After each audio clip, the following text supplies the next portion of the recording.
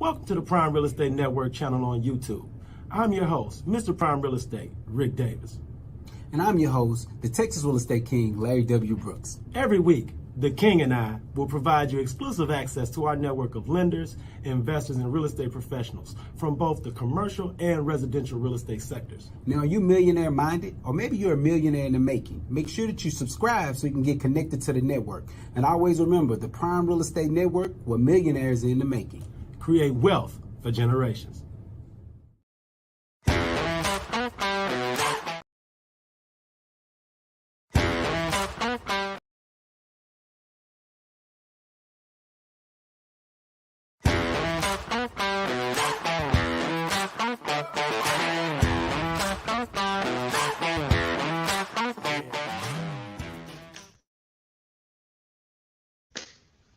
Good afternoon. Welcome to the Prime Real Estate Network podcast. I'm your host, Ric Davis. If you don't follow me on social media, I invite you to do so at Prime Real Estate Ric.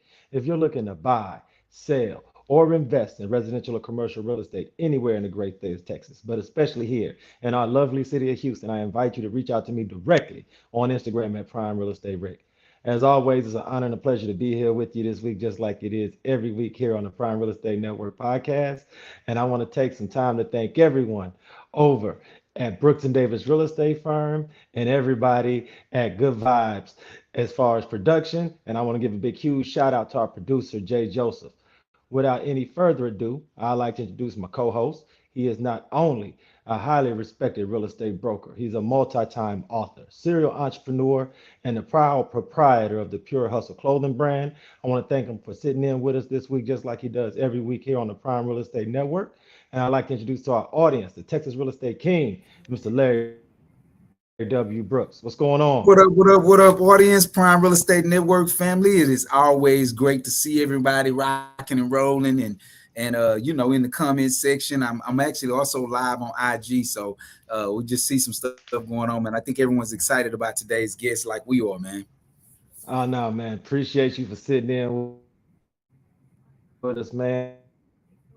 And it's a great week, man. It's a great time to be in the city of Houston. It's a great time to be in the real estate space, man. So for our audience, what's been going on this week in your world of the Texas Real Estate King, brother? What's been going on with you?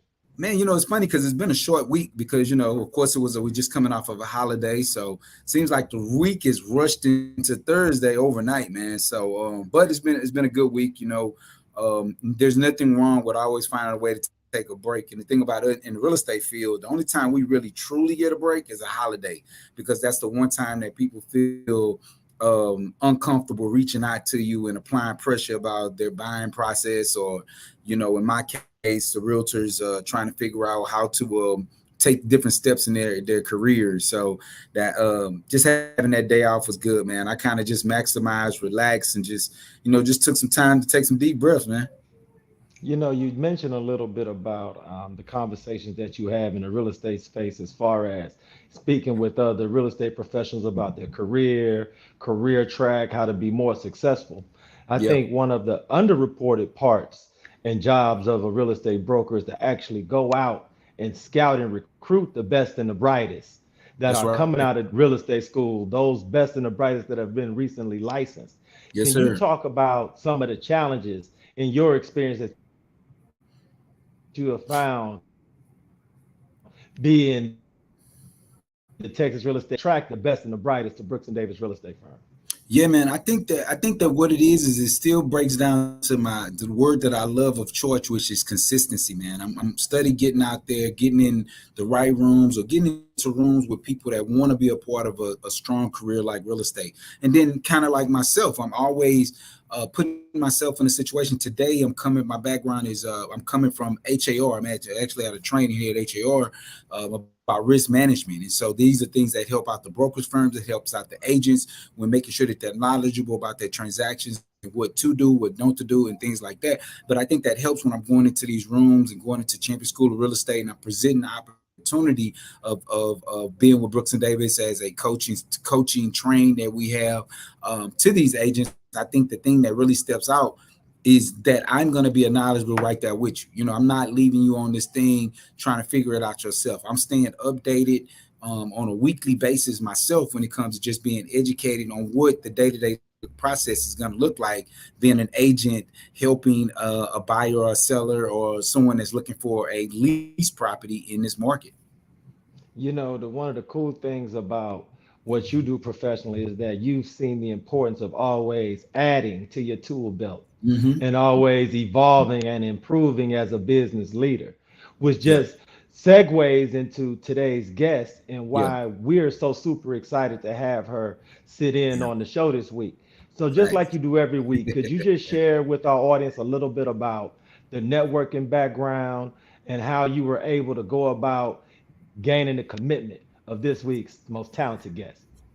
No doubt, man. Well, listen, this is special to me, man, because a lot of times people know that for the most part, Larry Brooks keeps family and business and professionalism separate in a lot of cases. Although I do believe in doing business with family, sometimes I don't really talk about what it is that my siblings do on a consistent basis. But today I have an opportunity to have one of my sisters. I have three sisters. One of my sisters is on today. This is the middle. No, this is the oldest sister. And so it's funny. But I remember being a kid, and give as I background into. I remember being a kid, and me and CB, which is my brother. Most people commonly see me around him a lot.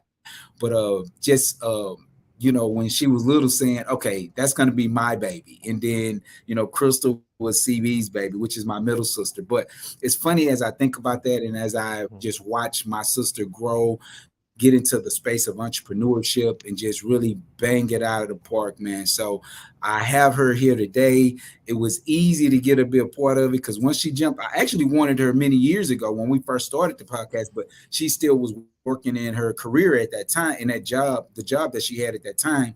And now that she's full time, she's gotten acclimated to it. She's been doing her thing, man. I was reached out. I was just like, look, sis, it's time. It's time to get you on the show. These people need to know what it is that you do. They need to know that, what I'm saying? I'm not the only one that's getting it for the generation and getting it for the family.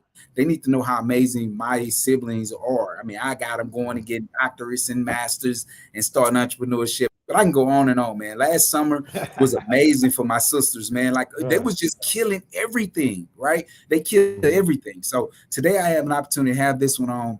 I'm excited. I'm probably gonna shut up and just take it all in most of the show. But I got my Right. sister here, man. Let's go.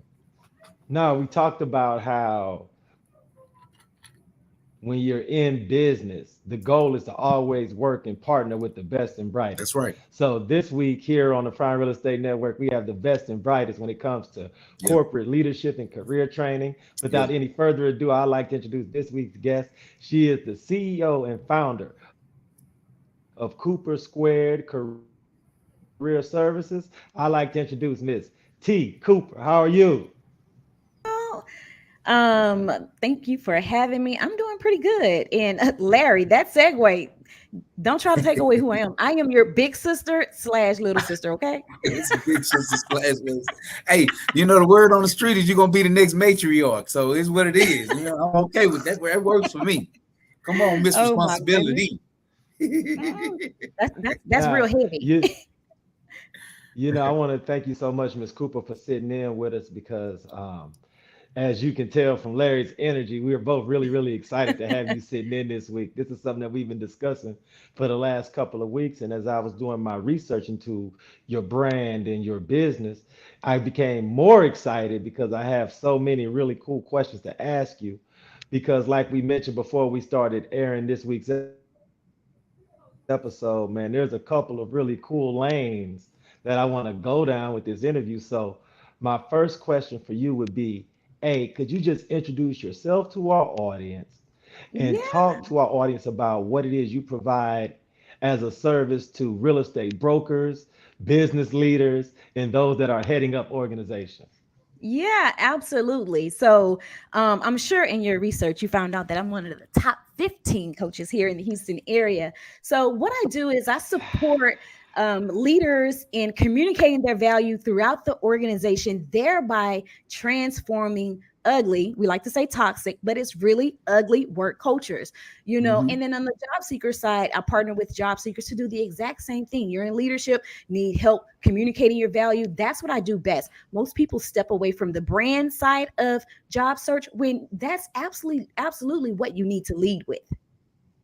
Now look, see, this is see, I thank you so much because now you spoke on about so that someone of your expertise could share knowledge with our audience. So, for those that are job seekers, what have you found is the biggest disconnect between those talented people that are looking to be a part of the job force and those business leaders, real estate brokers, and entrepreneurs that are looking for the best and brightest? What is the disconnect? What keeps those two people from meeting each other and actually being involved in each other's lives? Again, going back to communicating value, what I find is that most job seekers kind of want to just lay it all out on the table. I have experience in this, I have experience in that. And then on the leadership side, they're looking for the individual that has all the experience. Those two wires never meet if you're not communicating on the same skill, right? So when it comes to the job seeker, they really need to speak to the pain point of what that organization is looking for. Because if they write up a job description and say, hey, I need this individual to have, XYZ, and you're speaking about A and B, they're not Mm-hmm. concerned about A and B. That's not something that they're necessarily needing. You need to make sure that you're speaking to the pain point of that organization. Make it easy for the recruiter. If you've ever gotten on the phone with me and I've done a review with you or anything like that, you'll hear me always say, make it easy for the recruiter. When you do that, they don't have to figure out how you fit into their organization. Mm-hmm. I thank you so much for sharing that information because sometimes I think for those that are actually in the job market that are seeking employment, it's hard to reverse engineer and start at the finish line and work towards the beginning. It's almost as if they can only see Mm-hmm. it through their lens. Yeah. So you sharing that perspective, I'm sure is going to give a lot of members of our audience a idea how to take a second look at what they've been doing and try to kind That's of right. like have a best practices for how to move Yep. forward. But I want to ask you this question because this is something that Larry and I talk about a lot off air. For business leaders, entrepreneurs, real estate brokers, what are some of the things that they can learn from you as far as how to build culture in their company? How to have those members of their organization have buy-in and look at themselves not as an individual, but as part of a larger collective? Right, absolutely. So the first thing is drop that whole mentality of I'm the boss. A boss will not generate followers. You need to be a leader. A leader Mm-hmm. is someone who is okay with taking the back seat. When you're okay with doing that, you kind of give people you help them to understand that their ideas matter, right? So once you do that, you gain a following. People don't want to leave you. You begin to communicate better. You really need to understand like who you are as a leader, and never really stop educating, because a lot of people go on. Okay, so here's the thing. Most leaders are kind of just thrown into being a leader, right? A leadership. Mhm. So if you don't understand power and understand that, power, you don't have to lead with power, lead with listening. That's the most important thing. Understand what your people are trying to get you to hear from them. Listen, and be okay with, even if you feel like, I don't know if this is the best idea, be okay with trying it out, you know? Because Mm-hmm. some people like to, as in a leadership role, lead with only their ideas. And then that's how Mm-hmm. you'll see that you get stuck. The organization is stuck. There's no more growth in that. You have to be willing, and okay with leading with others' ideas. Mm. You, Wow. everything that you're sharing is so spot on that when you communicate so eloquently those thoughts, it almost seems like it's a no-brainer. Yeah. But when you go out in the market and you see what people are putting into practice, there are so many people that's not quite hitting that mark. Yep. So, for And those in the real estate space, those brokers, those team leads who've never had an opportunity to have someone like you come into their office and speak to their team, could you give our audience a little bit of a snapshot as far as when someone decides to partner with you and everyone over at Cooper Square Career Services? How does a program that you're putting on, how does that look for a real estate Yeah. broker when they bring you in house? Yeah, absolutely. So, what that starts off with is honestly a discovery call, me learning and understanding what are the needs of your organization because the needs are going to be different. So, it's very cliche now for everyone to just put out a program and say, hey, join this program. But Mhm. when you are good at what you do, you want to understand what the problem is within the organization. And then we'll put together a plan of how we can go about actually getting people on board to wherever it is. It communication? Do you have a high turnover? What is the problem that you're having? And then we'll put together a plan to turn those things around. Yeah, it's funny, and You that's know, amazing that you say that, T. And the reason why it stands out so much. Yesterday, I was taking a jog and I was listening to an audio book, and I know it has fuel in the title. I can't think of exactly the detail of what the book was called, but in there they really spoke in detail about your leader being able to understand by leading, but being able to let the people around you voice their opinion. They were talking about how so many leaders they cut the people off when they're trying to give them a conversation or when they're trying to improve something, or the people started to time up when the negativity was going to come from the leader. So it's like when you talk about how to help them structure that and lay out what's going to be important to them, that always stands out as something that I think a good leader needs to know as well. Like, be quiet, listen to your team, really listen. Don't just be like, oh, I'm still going to make the decision at the end of the day. Listen, evaluate what's going on, and then take that tutelage and actually build your business off of it, get that buy-in off of it. So by you putting together that system of buy-in, that just makes sense to me as well when it comes to leadership.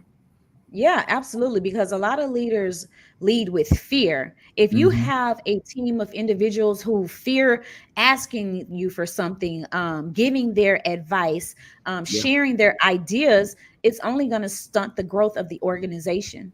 no doubt about it. Yep. Yep. Miss Cooper, you mentioned things like not being a boss, being a leader, being open to hearing the opinions of the members of your team. And as I sit here and as Larry hears you share these insights, they all seem almost second nature, like they should be obvious. Yeah. Are there anything that you've heard from employees or those job seekers that business leaders may need to understand about this generation of job seeking talent? Is there something that, like, I think as the generations evolve, are there some things that business leaders may have a blind spot towards it from that standpoint? Yeah, absolutely. Honestly, Rick, it's not even a blind spot anymore. And I think many of us know, we've been in this job game, what, 25 plus years. Yeah. Right, This right. new generation is not taking any stuff. Okay. So that means that they want to be able to, they'll come to work and they'll work, but they want to have balance, right? So you need to figure out what balance looks like in your organization, figure out what your employees really want to Right. hear from you, see from you, how you're supporting them. Or another thing is they're really big on giving back to the community. What organizations are you partner with as an organization and giving back to? And then secondly, they're not taking any of that talking to me crazy stuff in their mind. The new generation, I mean, like the one that just entered the workforce, Mm-hmm. it's I'm living today. You talk to me crazy, it's fine. I don't mind job hopping. I'm gonna go and find me a new job. So in order to prevent that, you just want to make sure that you're investing back into them, listening, Yeah. picking up on the signs when honest, if you are on the executive level of your organization, picking up on the signs when honestly you may have another poor leader who is tainting, okay, at the lower level. Mm. So if you have someone that is tainting the organization, you have to get them the help that they need to be better leaders, or honestly, they have to be introduced to the exit. Yeah. Oh, Yeah. wow, that's strong. That's really Hey, it's strong. funny because I almost kind of like it's because think about it. Back Google created this business model of, although you in a 4 hour work week, 8 hour work day, Google created a business model back in the days where, okay, well, if someone on my team wanted to take 3 hours off just to be creative, then that was Hmm. okay. You know what I mean? It's kind of crazy, but it's like that's the Yep. kind of world we living in right now. Like, but creativity helps the entire organization if they're taking the time to be exactly that. So yeah. Yep. Yep. Mhm. I thank you so much for sharing these tidbits because I'm I promise. These are the type of conversations that business leaders are having in closed session and private meetings all over the globe, trying to figure out not only how to attract the best and brightest, Mm-hmm. but to also once you share all your best practices at your company, all some of your company's core processes. You don't want them to take that corporate knowledge and just leave and go to the competitor. You want Mhm. to try to build some sense of camaraderie, some sense of Mm-hmm. ownership, where Yep. everyone feels like they have a equal stake. So I got to ask you this question because I told you I would. Because of course, Larry's known you your whole life and his whole life, and there are so many I've known members her of this our her whole life, no doubt. Every bit right, of yeah, whole life. right. Oh So my God. so many members of our audience that have worked with you and that known you, but I want to give them opportunity to relate with you on a different level. So for our audience, Ms. Cooper, could you just share with them what you did before you decided to found your own company and before you decided to embark on this path of entrepreneurship and being a business owner? Yeah, absolutely. So I did about 8 years in banking and leadership in banking. Then from Okay. banking, I went over into what really honestly prompted and got me geared and pumped up for career and professional development. I went to staffing. And Wow. what I noticed in that space was that, I was meeting with probably about 40 job candidates a week, probably about 35 to 40 job candidates a week. Most people are just not prepared, especially if you're not a job hopper, right? Job hoppers, we kind of get into the routine of what's going on, and we go, you just kind of you ready to go all the time. But if you're Right. someone that spends, 3, 10, 20, most of the people that I partner with usually have been in their position about 10 plus years because they're in leadership roles or seeking leadership, right? Yeah, You honestly, what we were doing in the job Right. market 5 years ago, it's completely different, right? So you don't necessarily know how to communicate your value to stand out. So when you yeah, don't stand out, you get overlooked. Most people just do what they Googled. They're kind of really looking into what let me change this part on my resume, but you yeah, really haven't identified what your proposition value is, which your brand. What is your tell Mhm. me about yourself? Those are the type of things that are going to sell you. And you don't run to the job market and then start applying on Indeed. Your mm-hmm. first move should be your network. And most people, Mm-hmm.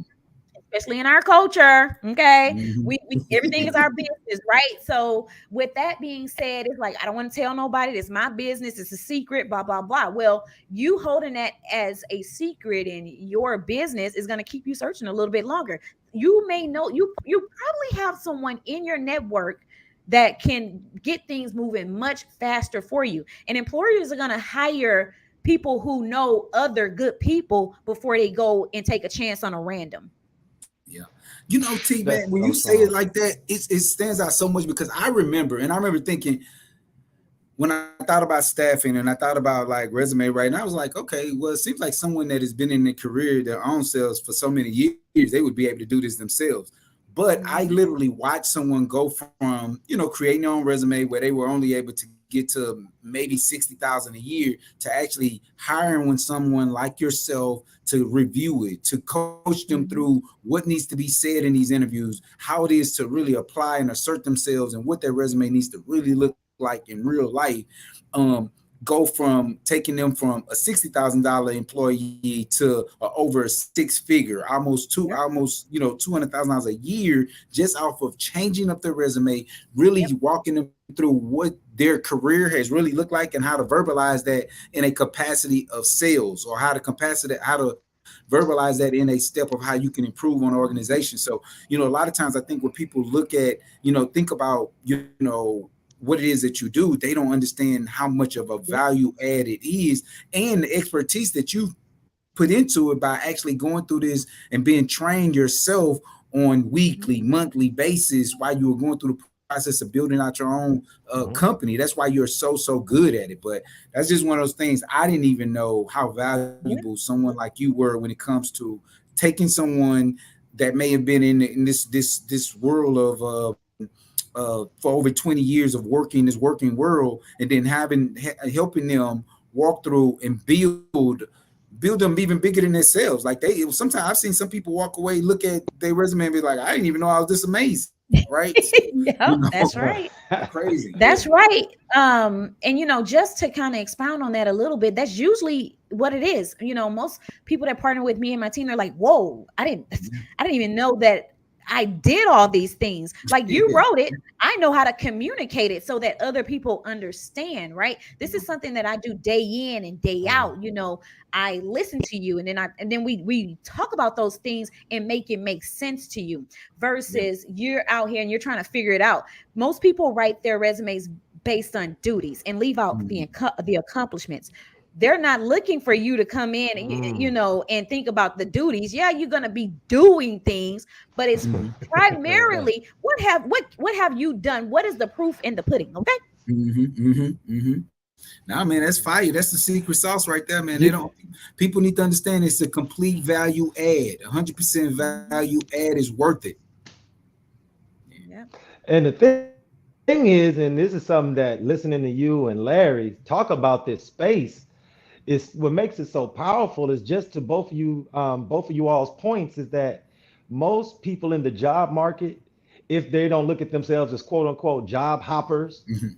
don't really don't really do the due diligence to know how valuable their role is in today's market. Yeah. Mhm. To Larry's point, to Miss Cooper's point, if you've been working in the same position for 10 years, you don't truly understand how valuable That's right. your talents are in 2023. Yeah. Yep. That's right. So, by reaching out to Miss Cooper, don't feel as if you're being disloyal to your current That's right. organization. What you want to do is find out from a professional how valuable are my talents in today's That's market. right. And for no other reason than that, everyone should reach out to you today. Mhm. That's So, right. Miss Cooper, please share with our audience your contact info, how one would go about scheduling a consultation with Cooper Square Career Services today. Yeah. Yes, absolutely. You can follow me or find me on all networks. I am tcooper .com, and then you can schedule a consultation, whether it be for your business or if you're looking for assistance with communicating your value. We focus on the entire brand, which is going to be your resume, cover letter, LinkedIn, as well as getting the coaching there. So that's really important. I really appreciate you guys, bringing me on to talk about this today. Hey, I got to ask this question because we ask this question every week because we've gotten some really profound answers to this question. So, Miss Cooper, when you think back to your upbringing as a young lady, were there any members of your family that were business owners and entrepreneurs? And if so, how did they serve as a beacon or an inspirational light for you? Yeah, absolutely. So I promise this is not biased because you guys have me on the show, but Larry, well, before I speak on Larry, okay, so we had our great grandmother. She owned cookie shops and different stores in the, I think it's I don't midtown community at this point. This is what we've heard and learned through stories. And so honestly, I was inspired by that. I've saw my other grandmother sell cool cups. I saw Larry through school sell candy to his classmates. I did the exact same thing. Never paid for gas a day in my life in Hey, high back up. school. So Larry has been a very big You got inspiration 2 minutes. on guiding me through entrepreneurship and really, being a tool and asset, in the family to understanding how this thing works. I appreciate you, big brother. Hey, thanks, sis. Yeah, that's heartwarming, man. Every No, day I no, get up and I with the look. hustle because of that, man. No doubt about it. Now, I want to thank you so much, T, for sitting in with us, man. Like I told you, Larry and I have been looking forward to this interview ever since you committed to sitting in with us, man. And you definitely brought the heat in your fastball today. So thank you so much, man. You always have a seat here with That's right. Larry and I.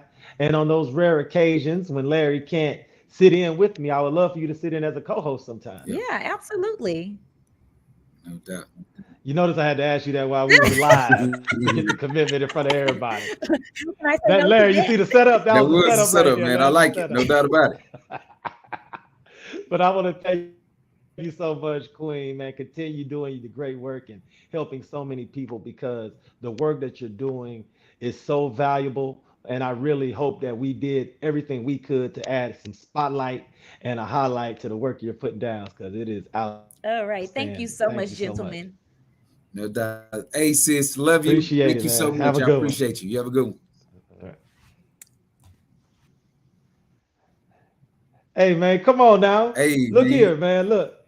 Look, If your sister was gonna be this fiery, man, when she sat in as a guest, man, we should have had her on the show a long time I ago, know, brother. So man. I appreciate you for setting it up, man. I appreciate you for setting it up, No man. doubt, man. Family is doing amazing, man. I'm at to Right. load my family up on here, man. Y'all gonna have to meet my other sisters, my brothers.